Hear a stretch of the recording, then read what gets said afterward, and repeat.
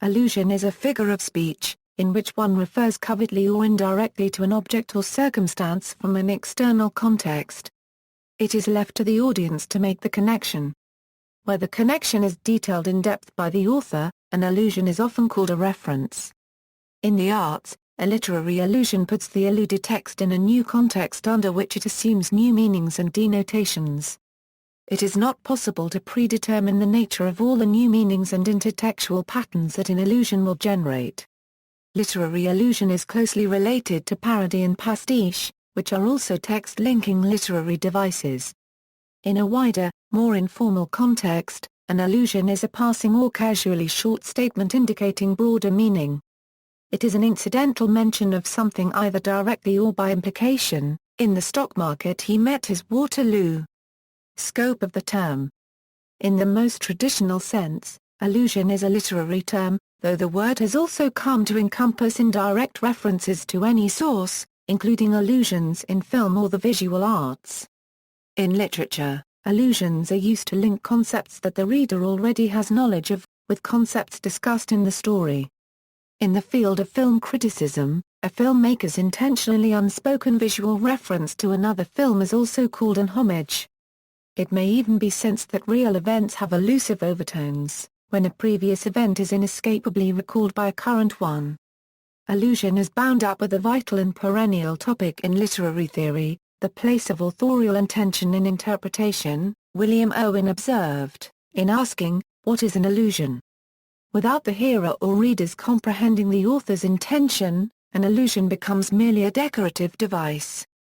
Allusion is an economical device, a figure of speech that uses a relatively short space to draw upon the ready stock of ideas, cultural memes or emotion already associated with a topic. Thus, an allusion is understandable only to those with prior knowledge of the cover reference in question, a mark of their cultural literacy. Allusion as cultural bond. The origin of allusion is in the Latin verb ludere, lusus is to play with, jest. Recognizing the point of allusion's condensed riddle also reinforces cultural solidarity between the maker of the allusion and the hearer. Their shared familiarity with allusion bonds them. Ted Cohen finds such a cultivation of intimacy to be an essential element of many jokes. Some aspect of the referent must be invoked and identified in order for the tacit association to be made. The allusion is indirect in part because it depends on something more than mere substitution of a referent. The allusion depends as well on the author's intent.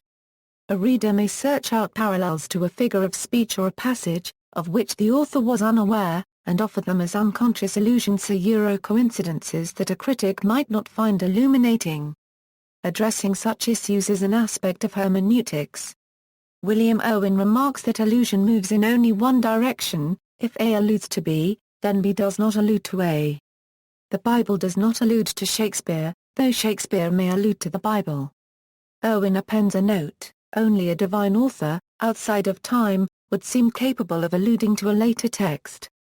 This is the basis for Christian readings of Old Testament prophecy, which asserts that passages are to be read as allusions to future events due to Jesus' revelation in Luke 24:25-27. Allusion differs from the similar term intertextuality in that it is an intentional effort on the author's part.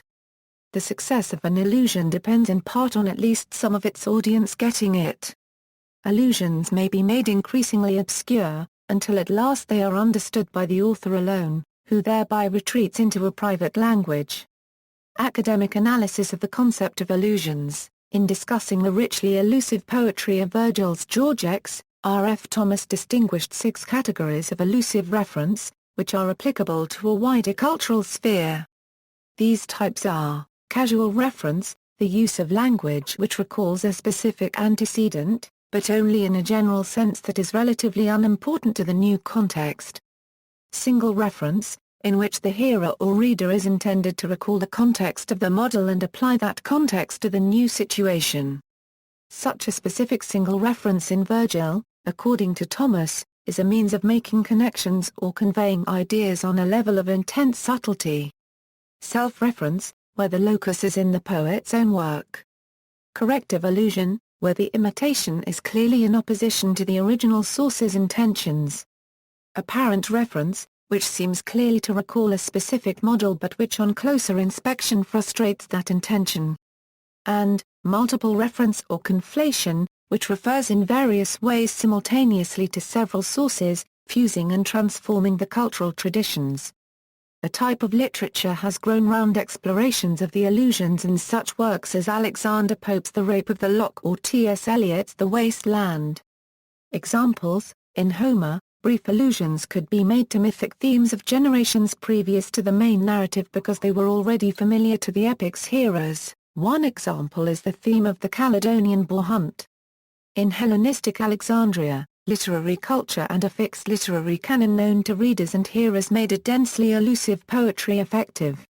The poems of Callimachus offer the best-known examples. Martin Luther King, Jr., alluded to the Gettysburg Address in starting his I Have a Dream speech by saying 50 years ago. His hearers were immediately reminded of Abraham Lincoln's 47 years ago, which opened the Gettysburg Address. King's allusion effectively called up parallels in two historic moments without overwhelming his speech with details. A sobriquet is an allusion. By metonymy, one aspect of a person or other efferent is selected to identify it, and it is this shared aspect that makes a sobriquet evocative. For example, the city that never sleeps is a sobriquet of New York. An allusion may become trite and stale through unthinking overuse, devolving into a mere cliché copyright, as is seen in some of the sections below. 15 Minutes of Fame. Andy Warhol, a 20th-century American artist most famous for his pop art images of Campbell's soup cans and of Marilyn Monroe, commented on the explosion of media coverage by saying, in the future, everyone will be world famous for 15 minutes. Today, when someone receives a great deal of media attention for something fairly trivial, and he or she is said to be experiencing his or her a 15 minutes of fame the allusion is to Andy Warhol's famous remark. Lot unregistered trademark wife pillar of salt. According to the Book of Genesis, God destroyed the cities of Sodom and Gomorrah, but Lot, the nephew of Abraham, was given time to escape with his family before the destruction. God commanded Lot and his family not to look back as they fled. Lot unregistered trademark's wife disobeyed and looked back, and she was immediately turned into a pillar of salt as punishment for her disobedience. An allusion to Lot unregistered trademark's wife or to a pillar of salt is usually a reference to someone who unwisely chooses to look back once he or she has begun on a course of action or to someone who disobeys an explicit rule or command. Cassandra. In Greek mythology, Cassandra, the daughter of Trojan king Priam, was loved by Apollo, who gave her the gift of prophecy. When Cassandra later angered Apollo, he altered the gift so that her prophecies, while true, would not be believed. Thus, her accurate warnings to the Trojans were disregarded, and disaster befell them. Today, Cassandra refers to someone who predicts disasters or negative results, especially to someone whose predictions are disregarded. Catch-22. This phrase comes from a novel by Joseph Heller. Catch-22 is set on a U.S. Army Air Force base in World War II. Catch-22 refers to a regulation that states an airman unregistered trademark's request to be relieved from flight duty can only be granted if he is judged to be insane. However, anyone who does not want to fly dangerous missions is obviously sane, thus, there is no way to avoid flying the missions. Later in the book The Old Woman in Rome explains that Catch-22 means they can do whatever they want to do. This refers to the theme of the novel in which the authority figures consistently abuse their powers, leaving the consequences to those under their command. In common speech, Catch-22 has come to describe any absurd or no-win situation. T.S. Eliot. The poetry of T.S. Eliot is often described as elusive, because of his habit of referring to names, places or images that may only make sense in the light of prior knowledge. This technique can add to the experience, but for the uninitiated can make Eliot's work seem dense and hard to decipher. James Joyce. The most densely elusive work in modern English is Finnegan's Wake by James Joyce. Joseph Campbell and Henry Morton Robinson wrote a skeleton key to Finnegan's Wake that unlocked some of Joyce's most obscure allusions. References. Bibliography: Ben Perrott, Zier for the Poetics of Literary Allusion, PA 108, in PTL, A Journal for Descriptive Poetics and Theory of Literature 1, Owen, William. What is an Allusion? The Journal of Aesthetics and Art Criticism, 59, 287-297. Owen, W.T. The Aesthetics of Allusion. Journal of Value Inquiry, 36. Pascoe, Alan H. Allusion, A Literary Graft. 1994. Charlottesville, Rookwood Press, 2002.